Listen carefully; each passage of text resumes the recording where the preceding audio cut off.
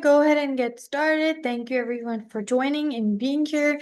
Before I give it up to Odette, I'm going to go ahead and introduce Education USA and USCFB.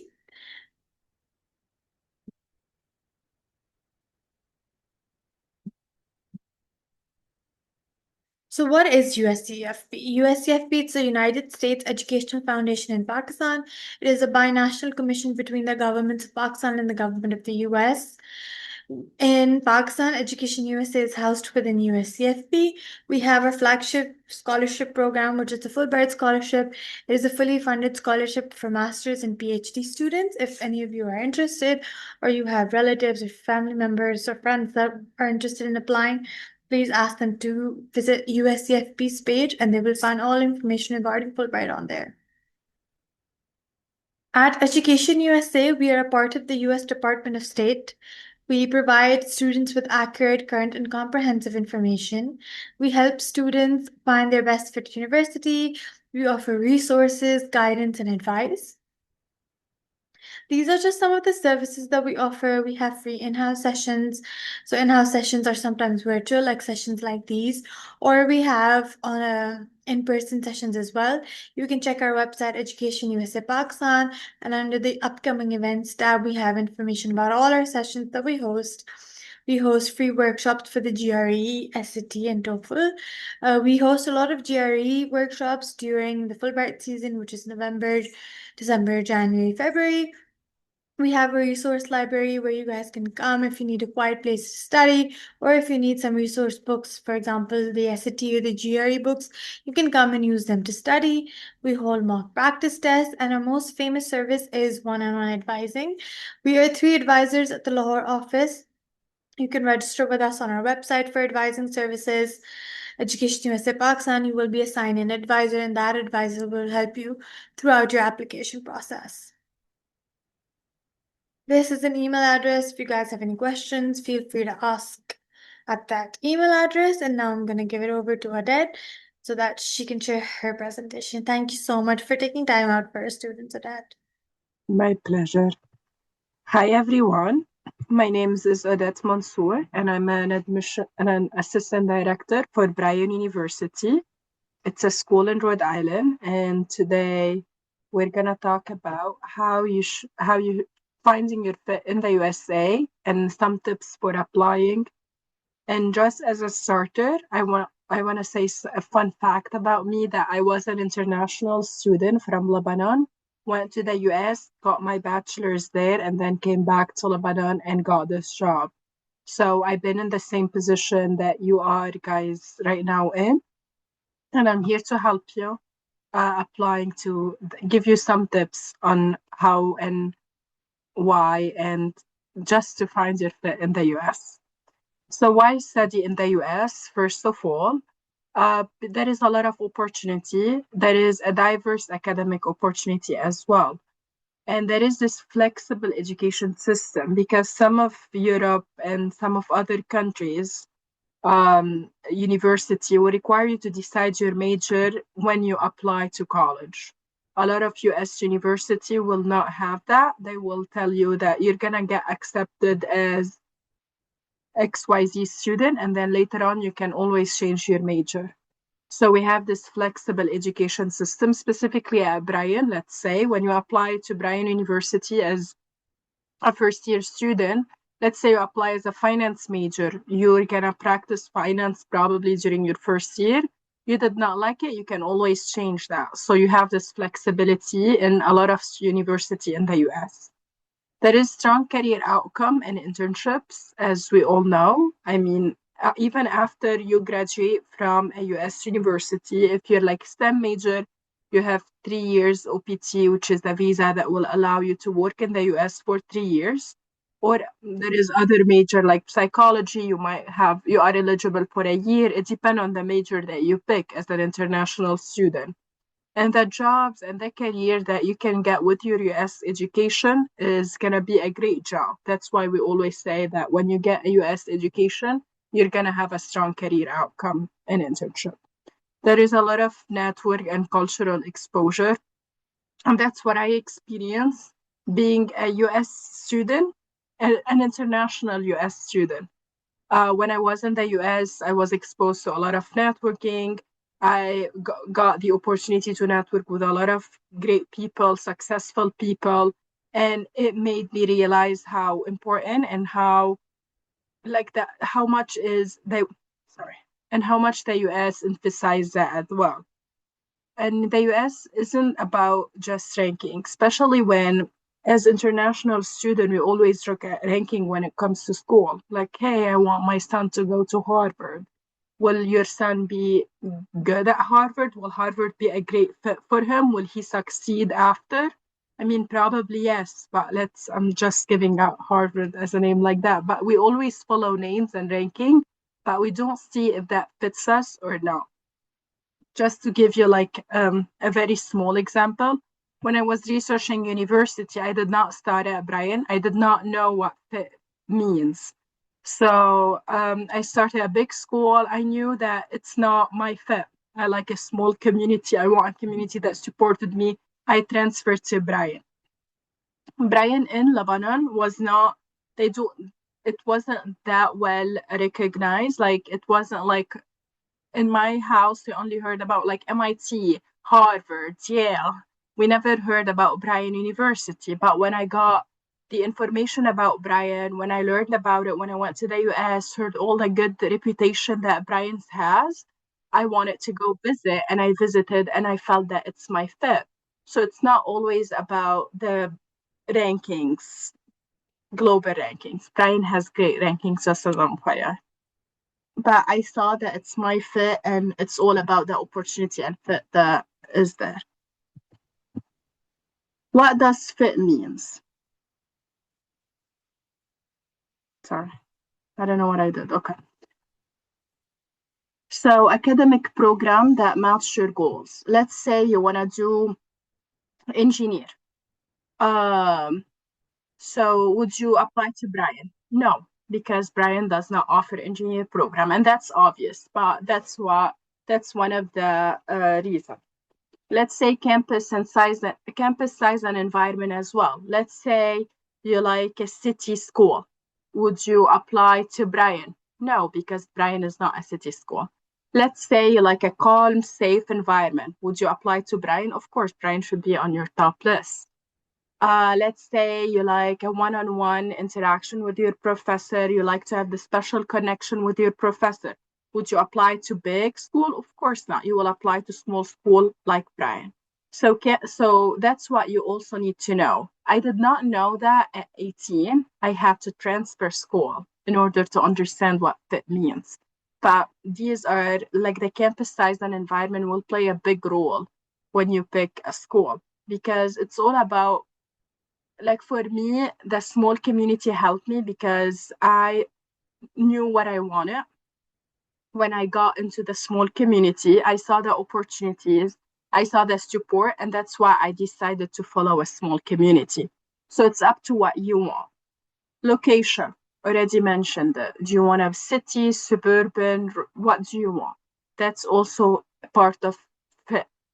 Social life and support system. Are you the kind of person that needs a lot of support? As an international student, being alone in the US, I wanted this support. That's why I also picked Brian. And I'm a first-gen student as well. So my parents did not attend college. So I wanted this support. So I knew I wanted this. But a lot of students would rather just do it their own way. Probably they have connections. I don't know. Like, what do you want? Career opportunity. Do you want a lot of like you were gonna see when you go on LinkedIn, and that's what no one tell you, but you should do it yourself. When you go to when you wanna attend a school, go on LinkedIn, put the name of the school on LinkedIn, see where the student are going. Are they going to job that you might wanna go to? Let's say you put Bryant University, you're gonna see a lot of students going and working in the Big Four, especially accounting student. Do you want to work in the Big Four accounting firm or not? Is that something that you like or not? Do you want to, I don't know, work at XYZ company? Go check. Are these students that attend this school goes there? So that's also important to check as well. Sorry. Okay. The best university is the one that fits you. That's what you need to understand. Because the opportunity that I got at Bryant, knowing what I know now and working in this field specifically, and everything that went on like through my life and like these 4 years at university, knowing what I know, would I go back and apply to Bryant? Of course, because it fit me. It fit what I wanted in life. It fit what I wanted to get out of my college journey. So Bryant was a great fit for me. So you need to find a school that will fit you. No, don't follow only ranking or only this or only that. There is a path, that there is a goal that you need to accomplish after these 4 years. You need to check what is the best school for you and if your goals fit that. Understanding a US university. So there is liberal arts school and there is specialized schools. Like there is a school that only, like for example, engineering schools. Those are specialized schools. So you need to check that as well. There is public and private institution. Some university will tell you go to private. Some university will tell you go to public. But at the end of the day, it depends on the scholarship that you get and the fit, if that fit you or not. Flexible major.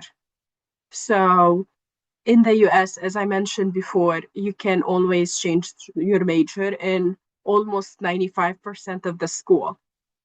There is credit system and elective. There is course that you are elective. You can take this course or you can exchange them with something else. There is the credit system. So you need a certain amount of credit to get your bachelor's.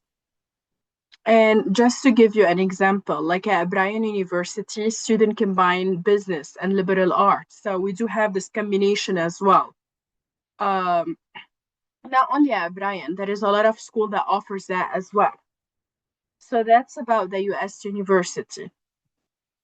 Building your college list. And that's one of the toughest decisions that you can make, because what if you miss this school? What if, like sometimes you will hear students saying, oh, I wish I applied to this school. I'm not that, and all of that. And I've been through this, trust me. So you need to create a balanced list that each school, like what you really want, the match school that are realistic within your goal, like within your GPA, within your application, and safety school, some secure option. Like what if, God forbid, you didn't get into your reach schools or match school? You need safety school to guarantee that you're gonna get to the US no matter what school you're gonna go to. But that's what safety schools mean. Apply to 5-10 school in total. And sometimes I hear students saying, oh, I'm not gonna apply to like 5-10 school. What if I didn't get in? So, I mean, you're applying, it's not, even if you didn't get in, it's better to apply than getting rejected or getting hopefully accepted than having this regret, or I wish I applied to this school. So always have these three: your reach school, match school, safety school.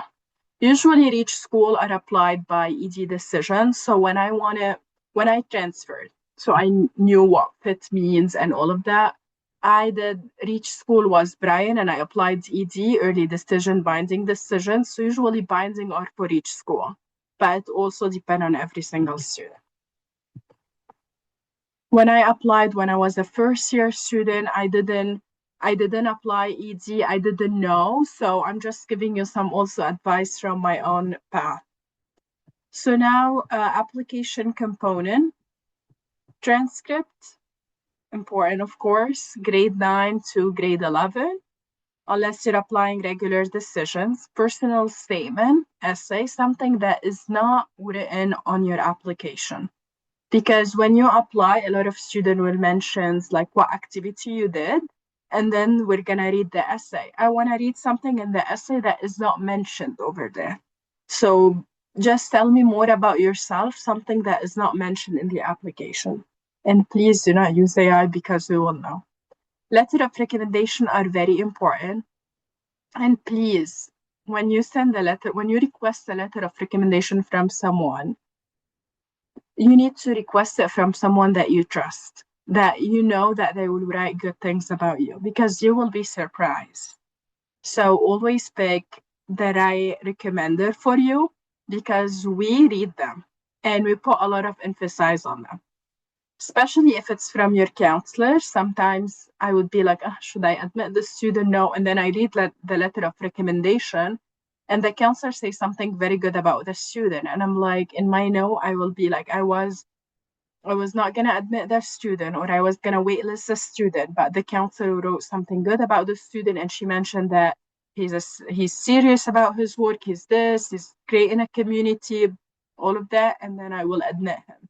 So letter of recommendation are very important. Standardized tests are optional at many schools, so for us as well.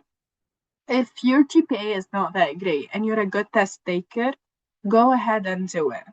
But if your GPA is great and you know you don't have the best score at the SAT or ACT, do not submit it, because it will affect your application.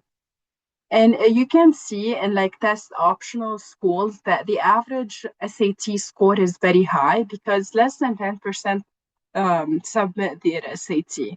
And we don't look at the student, oh, he is lazy, he did not submit his SAT. We don't do that. If he submitted, we'll read it, we'll take it into consideration. If he did not, that's okay. I did not submit my SAT when I applied to college. So just be careful about your score. If that's a great score, submit it. If not, I would not recommend, because it will affect your scholarship and your acceptance as well. English proficiency exams are very important, but as long as you pass, I don't care about the score. I just care that you pass according to our guideline. Like for Brian, like for IELTS, it's 6.5. If you have above 6.5, you're all set. That's what I only need to know. Did you get 6.5 plus, or did you get 6.5 minus? That's what I want to know. For the activity and extracurriculum in the US, leadership matter more than quantity. I read a lot of applications this year, and I see like you're a student who is a member in 20 club. That's great. But when I see someone who have a leadership position in one or two club, I will nominate them for additional scholarship, because leadership skills are, we put a lot of value, we put more value into them, because you're taking more role in this club, additional responsibility. It shows commitment and impact. When you're a leader, you're going to make this impact on the community that you're in. You're going to show that you're committed. So that's one of the reasons as well. Include internship, volunteer, community service are very important project. I see a lot of research from students, a lot of books that are written, a lot of great stuff. Include them in your application, and always quality over quantity. So don't feel intimidated if you only have one or two, but maybe this one or two activity that you have a lot of value than someone who submit 20 or 30. And we're not like, from a 17 years old, I'm not gonna request to have him like have 3-page resume. Like, it's okay if you did not have a job. It's okay if you did not have an internship. But what did you do outside of the classroom? That's what I want to know. Were you helping elderly? Were you helping, I don't know, just mention something about yourself, what you do outside of the classroom, something that you make impact with. That's what we want to know in your application. And now we're going to talk about writing a strong essay. Tell your story, not what you think we want or they want or the person that is reading your application want. Tell me something about you that you want to share with me. You want to tell me, but don't be authentic. That would be my number one advice. Be specific and personal. Don't just write generic. Show growth, impact, passion. Always conclude your essay in a good note. Like, something bad happened to you, okay, write about it. But when you conclude your essay, tell me, like, what is something, like, what did you learn from it? How did you grow? Like, how did this impact you? End it in a positive note. avoid something that is cliche. I know that you may not know, but I know that a lot of you guys will enter your essay in ChatGPT. Please do not do it. Because I read a lot of essay that have the same introductions and same conclusion. And it's bad for the student because when I know that they are using ChatGPT for their essay, it's gonna affect like my overall read for their application. So, we read thousands of application. That's true. Make yours memorable. We always talk like during meetings, me and my boss, we mention some application, and I always do remember some of them because their essay was so memorable that I couldn't forget. So you need to do that as well. And that's the most important part, I think, understanding scholarship and cost. So there is a lot of schools in the US, more than 4,000. There is some of them offers merit-based scholarship. Like, for example, Bryant, we offer more than 80% of the tuition. It's merit-based scholarship. It's about your GPA, your overall applications. So that's what merit-based scholarship is. It's about your application, not about your finance. Need-based financial aid, Brian does not offer it, but a lot of other university might offer it.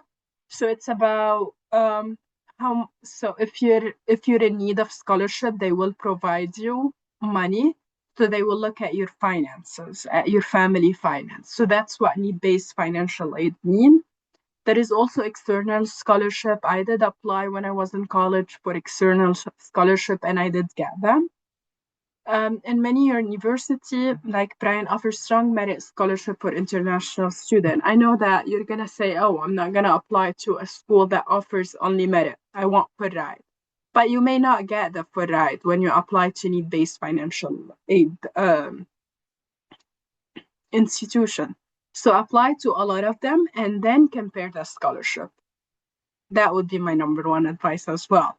And then there is always additional scholarship. Like for us, we offer scholarship that if you're very involved in your high school years, we will nominate you for additional fund. So that's an additional scholarship. For specific majors, we offer also extra scholarships. So there is always school that offer a bit extra. You may not know how much exactly you will get when you apply, but always if you're in need of money or in need of finance to get your education in the US, check the scholarship program that they have. Check if they are generous with scholarship or not. I think that's important. And then timeline, which is very important, always on an Excel sheet. That's what I did when I applied for grad school. On an Excel sheet, just put like, let's say when I apply to Brian, the deadline is for ED is this, for regular decision is this, for EA is this. Write them down, write all your school, the safety schools that each school, the school that you know that fit you. Just write them down, check if you want to apply for their fall or winter, when the decision will come up, highlight the green, you get accepted, the red. Be as organized as much as possible because this process is very overwhelming. And common mistake to avoid: do not only apply to top school. I know that you guys are very smart and you might get into like top schools, but always have the reach school, the safety school as well. Missing deadlines. It happens to all of us. I mean, when you're in high school, when you're in college, you're always overwhelmed. So having this Excel sheet will help you a lot because you might miss a deadline and you might get into the school and it might be the best fit for you and accidentally you miss a deadline. You miss a great opportunity. So don't do that for yourself. Do not write a generic essay. Talk about something about you because the essay sometimes will affect very positively the application. I will be like, oh, his essay was phenomenal. I want him at Brian. So I will admit you based on that. Research university. Do not just apply because, oh, my cousin applied to the school and he got. Research the university. If you have to go on LinkedIn and ask student who attend the school, like how was your experience, do it. because a lot of schools have high ranking but don't have a lot of recognitions, like global recognitions. So go check these schools. You might be surprised because a lot of students will go and like research international business major, and then Bryant University will show up in the top 20 because we're top 16, and then they will be surprised like, oh, what's Bryant University, and they will start researching it. So research the university, research the major that you want to go to. That's very important. And do not ignore financial planning, because it is important at the end of the day. I mean, you might get into a big school, into an amazing school, and then you may not able to afford that. So that's gonna be sad. But unfortunately, it happens a lot. So always be aware of what like your financial plan is, like what are your like how much are your parents willing to pay every year for your tuition and all of that. And final tips for success: start early as possible. If you're a junior, I would recommend starting now, drafting your essay, seeking help. You have amazing people in Education USA Pakistan that you can meet with them one-on-one advising, as she mentioned in the presentation. Stay organized, ask for help, and be authentic. Your story matter more than your numbers. And that's it. Any questions?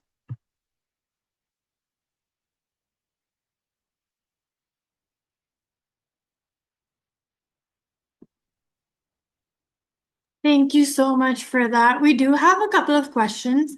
So the first question is, she's asking that she's in the first year of A level, so A1. When should she start building her college list? So you still have one more year, correct?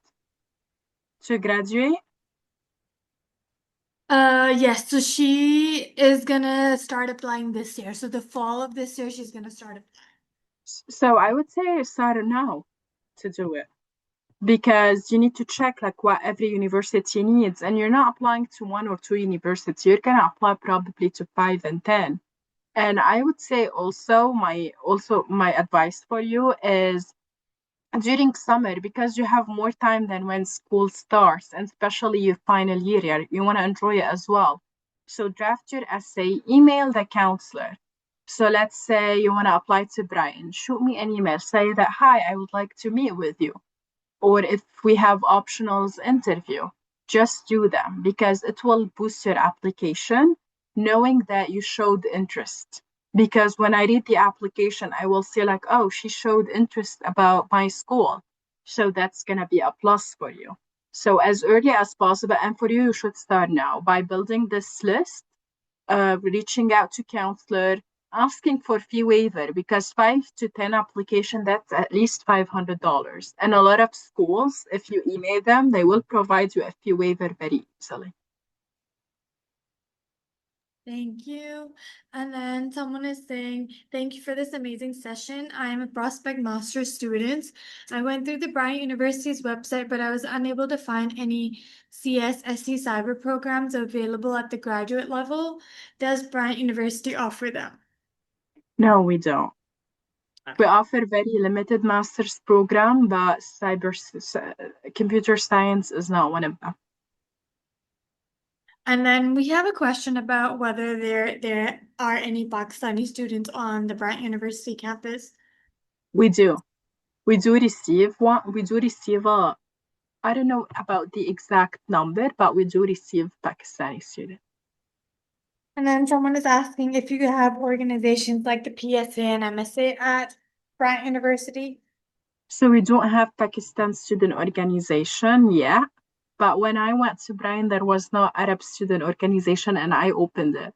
So you can always join and open this organization yourself. But we do have an international student organization that you can join, and they will promote your culture, promote your country, and then from there you can open your own club. That sounds great. And someone is asking if Bryant University offers any scholarship for international students. We do. We do offer merit-based scholarship. We are known for being very generous with that. That is And great. And then someone is asking what the application deadlines are for Bryant University. so the application deadline, so let me share them with you just to, sorry, just to give you the exact, because that is for, uh, okay.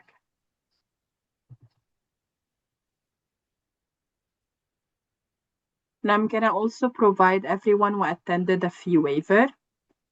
Oh, I will email it to you, but okay. So for application, that is November 1 for ED. ED is binding. That means when you apply to Brian, you want Brian, like it's your first option. And when you apply there, when I read an application that is ED, I will not read it as like any other application. I will take it out of the pool and you're gonna get um like it's gonna be a higher acceptance rate. Let's put it this way. We might be a bit more generous also with a scholarship when it comes to ED, but ED is binding. If you get accepted to Brian, all the other application will be canceled. Usually the athlete do ED, so that's November 1. EA, early action, you apply to Brian. If you got in, no other application will get canceled, but you will know your a decision early on by beginning of February or mid-February max. It's November 15. okay. Um, e sorry, EA, you will know your decision by January. I'm sorry. Okay. So you're gonna apply by November 15. You will know your decision by January. ED2 is January 15. That's Mhm. binding. And then you have regular decision February 1. Okay. If you want more scholarship, and usually student will apply EA, early action. It's non-binding, so it's not binding, but you're you're gonna get a bit more money when you apply EA, and you will receive your decision early on in the process, and you will not have to submit your grade 12. Thank you so much for that, Odette. And that was the end of our questions. Thank you so much for such a wonderful session. And thank you to our students for joining today's session. It was wonderful having a session with you. Have a great rest of your day. My pleasure. I put in the chat Topper Mhm. 63 is the fee waiver for Brian. If you want to apply there, Okay. you're not gonna have to pay the application fee. It's a code. It's the $50, I think.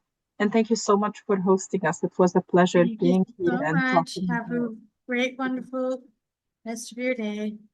Thank Bye you. bye. Bye.